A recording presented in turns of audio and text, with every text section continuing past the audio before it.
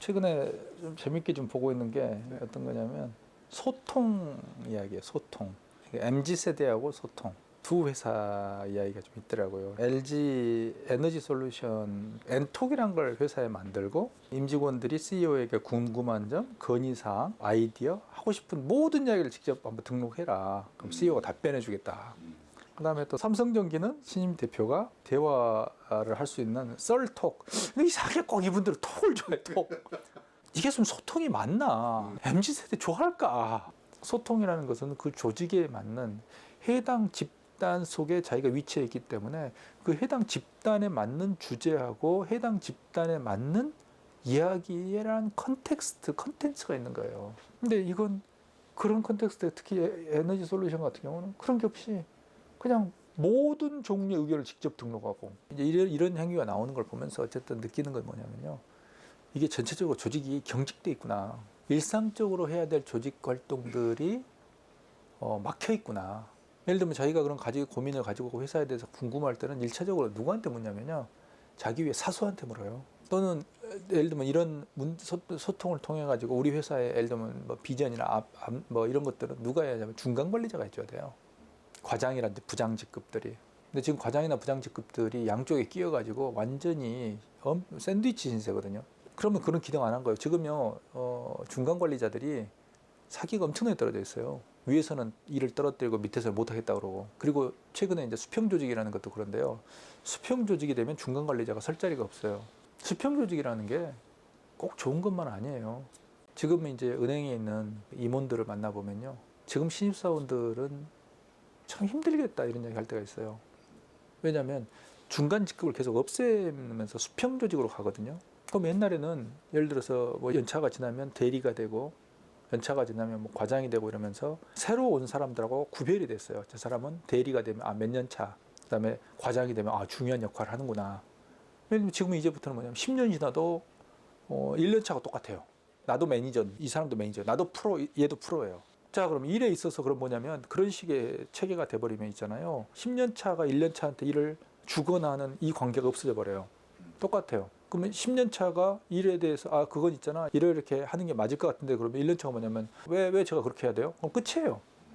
전부 모래알처럼 뿌려져 있는 거예요. 자, 그러면 뭐냐면 이 사람이 1년 차가 시간이 지나서 올라갈수록 10년이 지나도 매니저, 자, 15년이 지나도 매니저. 그러니까 팀장은 극히 소수거든요. 팀장이라는 그 직책은. 그럼 팀장도 언제든지 팀원으로 들어올 수 있어요. 이런 구조가 유연한 구조고 수평적 구조일 수 있지만 사람들의 모티베이션과 동기를 끌어내고 그 사람에게 뭔가 보상을 해주고 이럴 때는 어느 순간에 한계에 부딪힌다는 거예요. 그러면 이 사람은 조직에 대한 뭔가 애착 이런 게 형성이 안 되는 거예요. 그럼 나가버리는 거예요. 근데 왜 그렇게 수평적 회사로 가는 거죠? 왜냐하면 그러니까 그러니까 시대가 일단 달라졌고요. 생존의 절박한 시대는 아니에요. 근데 어찌됐건 조직이라는 건 효율이 되게 중요한 것 같은데 비효율적일 때가 더 많은 것 같다라는 생각이 저는 들거든요. 저는 더 이상 조연출들의 영상을 봐주지 않거든요. 예, 네. 그렇습니다. 왜냐하면 옛날같이 그런 관계가 아니거든요. 어쩔 수 없어요. 그러면은 이게 회사로서 잘못 방향을 잡은 거 아닌가요? 근데 이런 거죠. 사회가 안정화되면요. 부정적인 면을 제거하는 데 에너지를 집중하게 돼요. 예를 들어서 100가지의 일이 있는데 부정적인 나쁜 게 2가지가 발생했어요. 그러면 제도가요. 2가지를 제거하는 쪽으로 집중해요. 예를 들면 이런 거죠. 뭐 연출이 이제 조연출 선생님들을 편집의 퀄리티가 높지 않으면 오늘 중으로 어떤 해 놓으세요. 근데 지금은 그게 어떻게 되냐면 갑질이에요. 그렇죠. 애정을 가지고 하는 경우도 있지만 어떤 분 중에서는 이 후배가 못마땅하고 이래서 하는 경우도 있을 수도 있어요. 근데 이게 터졌다고 생각해봐요. 굉장히 스트레스를 받고 이래가지고 우울증에 걸렸거나 회사를 휴직하거나 인사부에 통보를 했어요. 지금처럼 사회적으로 문제가 됐어요. 그러면 이제 회사에서는 어떻게 지침이 내려오겠어요? 그런 거 하지 마세요 그러는 거예요. 그럼 뭐냐면 그 훈련 과정을 조직 훈련 과정인데 이런 거 하지 마세요 그 말이에요. 그러면 좋은 것과 나쁜 거 옥석이 섞여 있을 때 돌이 등장하면 다수의 옥은 그냥 버리게 되는 거예요. 하지 마세요. 하지 마세요. 이게 모든 조직과 사회에 통용이 돼요. 안정화되고 사회가. 그러니까 지금은 생존을 위한 사회가 아니라니까요. 삶의 질을 위한 인간 사회예요. 자, 그들에게 소통이라는 게 과연 뭘까요? 과연 그들에게 소통의 기본은 뭐냐면 상대방하고 나하고의 기본 관심을 일치시켜야 돼요. 그래서 우리는 처음에 사람을 만났을 때 뭘 좋아하세요? 어떤 음식을 좋아하세요? 이렇게 자꾸 물어가지고 접점을 만드는 거예요. 억지로. 왜냐면 뭐 알게 뭐예요. 저 사람 뭐 하는지 저놈이 뭐 하는지 알게 뭐예요. 근데 그걸 맞추면서 이제 공통 취미가 같네. 예를 들면 취미가 운동하는 거네. 취미가 테니스네. 그러면 그 이야기부터 시작하는 거죠. 그러면 이제 서로가 이 공유할 수 있는 그런 어떤 공감대가 형성이 되거든요. 그럼 공감대 위에 다음 단계, 그러니까 한 단계의 계단을 올라가는 거예요. 그 다음 단계 이야기로 올라가는 거예요. 근데 그런 게 없이 뭐 하는지 몰라요. 저 사람은 예를 들면 뭐 저 사람 축구를 좋아해요. 난 테니스 좋아해요. 근데 이 사람한테 테니스 이야기해봐요. 이 사람 관심 있을까요? 저는 이 기업들의 소통을 보면서 이거 아닌가. 그리고 기업이 원하는 소통은 전체적으로 조직이 다이내믹하게 변화해가고 시너지가 만들어지면서 막 활력 있고 막 으쌰으쌰 막 하고 야 가자 그러면 와 이런 거거든요. 근데 현실은 안 되잖아요. 그거 어떻게 해야 돼요? MZ 세대에 대한 이해가 필요한 거예요. 아까 제가 말씀드렸잖아요. 그럼 예를 들면 이런 거예요. 회사 내에서 예를 들면 그 직원의 성향을 예를 들면 개인의 예를 들면 부서 배치라든지 업무 배치에 있어서의 일단 스타트를 할 수도 있어요. 왜냐하면 직원들이 들어왔을 때 예를 들면 LG전자 1년 퇴사율이 10%가 넘어요. 그러니까 1년 내 입사 퇴사율. 그러니까 1년 동안에 입사자 10%가 나가버리는 거예요. 삼성도 그래요. 그 어렵게 들어와서 나가버려요. 근데 그들의 가장 큰 이유가 뭐냐면 자기하고 안 맞아서. 그럼 일단 이 일에 있어서 그 사람이 좋아하고 원하는 그런 기능들 쪽으로 매칭을 시켜주는 거예요. 그것부터 시작하는 거예요. 그다음 두 번째는 커뮤니케이션의 방식과 소위 말하는 소통하는 방식을 바꿔야 돼요. 방식. 예를 들면 뭐 이런 거 엔톡 이런 것들은 전부 위에서 결정해서 다 내려오는 거잖아요. 그럼 그들이 도대체 원하는 커뮤니케이션 방식은 뭐지? 라는 건데 한번 모듈 방식을 생각할 수가 있어요.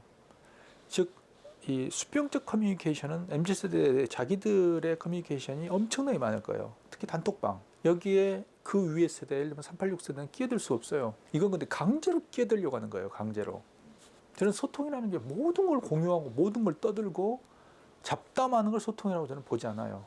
그들이 가장 핵심적으로 원하는 정보 그리고 직면하는 어려움을 해결해 주는 것, 그들이 하고 싶어 하는데 못하는 것들을 해결해 주고 설명해 주는 게 저는 소통이라고 생각을 하거든요. 모듈형 커뮤니케이션을 레고 블록처럼 생각하면 된다는 거예요.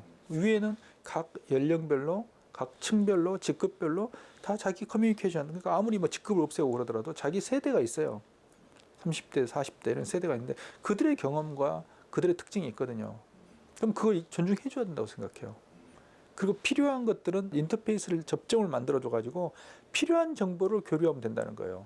그러니까 이런 어떤 CEO들의 행위하는 이 자체를 저는 다 부정하거나 하진 않아요.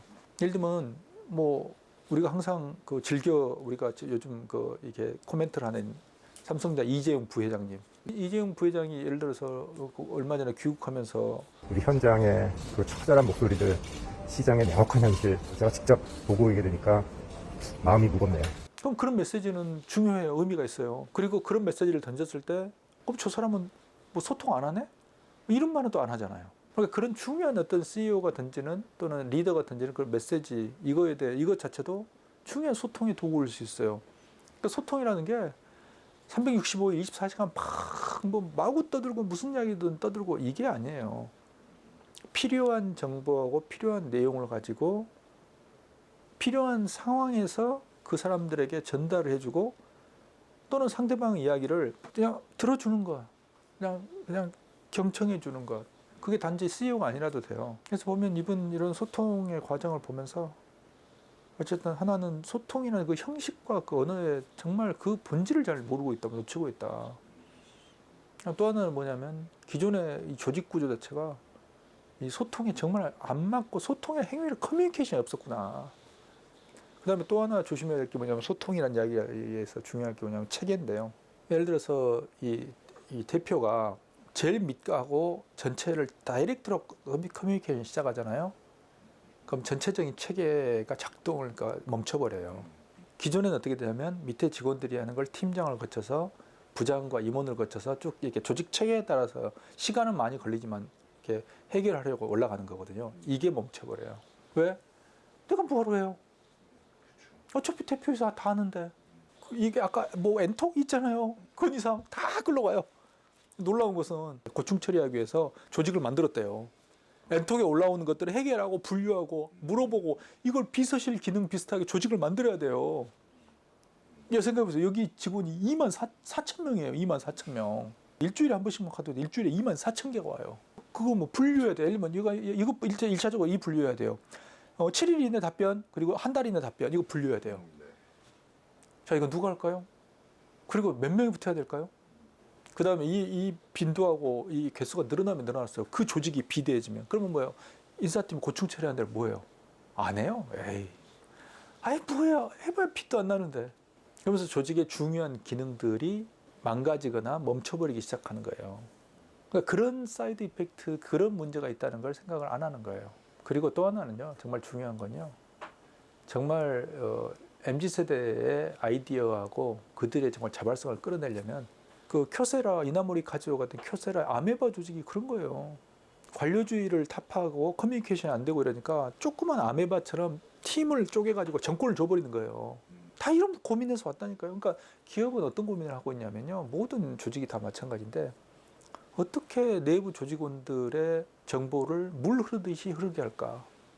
근데 어쨌든 이걸 보면서 그러니까 이 노력들은 나는 알겠는데 너무 막 덤비는구나. 그리고 또 하나는 뭐냐면요. 그냥 시류에 편승하는구나. 그냥 소통이라고 이야기하면 모두를 좋다고 생각하는 것 같아요. 그러니까 방법은 생각도 안 해요. 아까 제가 말씀드렸던 그런 모듈형 커뮤니케이션. 소통이라는 방식과 형식, 그러니까 형식과 내용이 그 상황에 따라 달라져야 된다. 그들의 코드하고 조직의 코드를 하나는 맞춰야 된다. 두 번째는 그들이 좋아하도록 조직이 그들을 바꿔줘야 된다. 그게 교육과 훈련이에요. 세 번째, 그들의 좋아하는 것들을 조직이 흡수해야 된다. 그래야 그들의 열정이 폭발하는 거예요. 예를 들면 대표적으로 지금 우리나라 아이돌들 보세요. 아이돌이요 정말로 혹독한 훈련을 해요. 근데 그걸 그들은 견디잖아요. 그럼 왜 그러는데요? 자기가 가지고 있는 비전, 자기가 가지고 있는 목표가 일치하거든요. 그러니까 조직은 뭐냐면 그들의 열정을 빨아먹어야 되는 거예요. 그래서 소통은 목적이 아니에요. 그들의 열정을 끌어내가지고 일을 시키기 위한 하나의 방법인 거예요. 그 착각하고 있잖아요. 마치 소통이 그 목적이냐. 그런 거 아니에요. 예를 들면 이제 대표이사가 나오면 거의 한 20대 직원이면 거의 한 30년 차이가 나는데 별로 대화하고 싶어 하지 않아요. 필요한 정보만, 그러니까 MZ세대가 원하는 것은 노하우예요.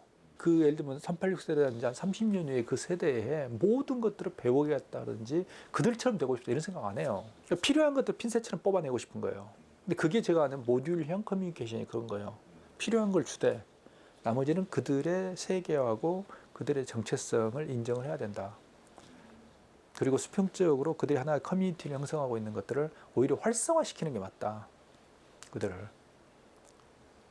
라고 생각하죠.